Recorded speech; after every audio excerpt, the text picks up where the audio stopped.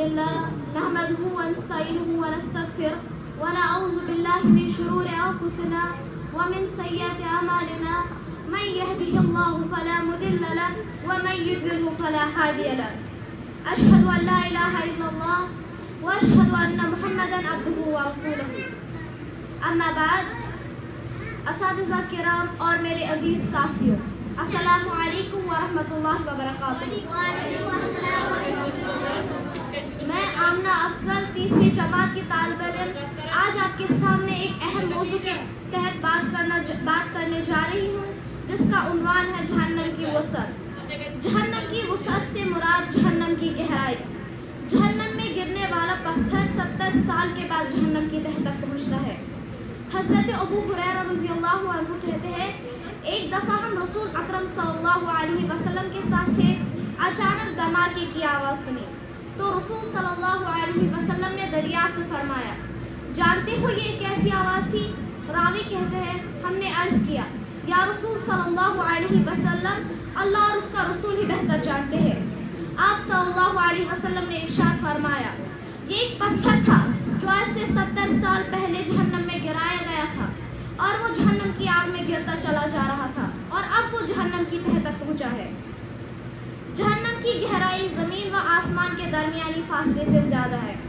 ابو ہریرہ رضی اللہ عنہ سے روایت ہے کہ انہوں نے رسول اکرم صلی اللہ علیہ وسلم کو فرماتے ہوئے سنا کہ بندہ کوئی ایسی بات زبان سے کہہ دیتا ہے جس کی وجہ سے وہ جہنم میں زمین و آسمان کے درمیانی فاصلے سے نیچے چلا جاتا ہے۔ اللہ تعالیٰ کی ساری مخلوق یعنی جن و انس میں سے 1000 میں سے 999 آدمی جہنم میں جائیں گے، یعنی 999 لوگ جہنم میں جائیں گے۔ 1000 آدمیوں میں سے 999 آدمی جہنم میں جانے کے باوجود بھی جہنم میں جگہ بچ جائے گی اور جہنم مزید لوگوں کا مطالبہ کرے گی، یعنی 999 جو لوگ جہنم میں جا کر بھی جہنم پوچھے گی کیا کچھ اور لوگ ہیں، کیا کچھ اور لوگ ہیں۔ اللہ تعالیٰ سورۃ القاف آیت نمبر 30 میں فرماتے ہیں، یوم نقول لجہنم حل من املاۃ وتقول حل من مزید، یعنی قیامت کے دن ہم جہنم سے پوچھیں گے کیا تو بھر گئی، جہنم کہے گی کچھ اور ہے، کچھ اور ہے۔ حضرت انس بن مالک سے روایت ہے کہ نبی کریم صلی اللہ علیہ وسلم نے فرمایا کہ جہنم مسلسل کہتی رہے گی کچھ اور ہے، کچھ اور ہے، حتیٰ کہ رب العزت تبارک و تعالیٰ اپنا قدم مبارک جہنم میں ڈالیں گے، یعنی اللہ تعالیٰ اپنا قدم جب جہنم میں ڈالیں گے تو جہنم کہے گی، تیری عزت کی قسم، بس بس اب جہنم سمٹ جائے گی۔ اسے مسلم نے روایت کیا ہے۔ جہنم کو میدان حشر میں لانے کے لیے 4 ارب 90 کروڑ فرشتے مقرر ہوں گے، یعنی جب جہنم کو میدان حشر میں لایا جائے گا، لوگوں کو دکھایا جائے گا جہنم، تو 4 ارب 90 کروڑ فرشتے ہوں گے جہنم کو لانے کے لیے۔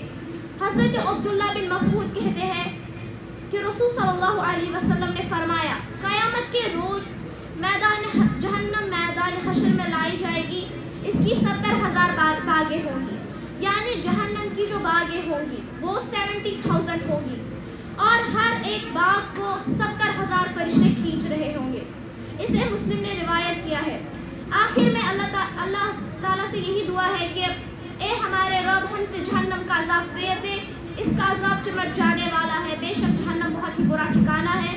وآخر دعوانا ان الحمد للہ رب العالمین، والسلام علیکم ورحمۃ اللہ وبرکاتہ۔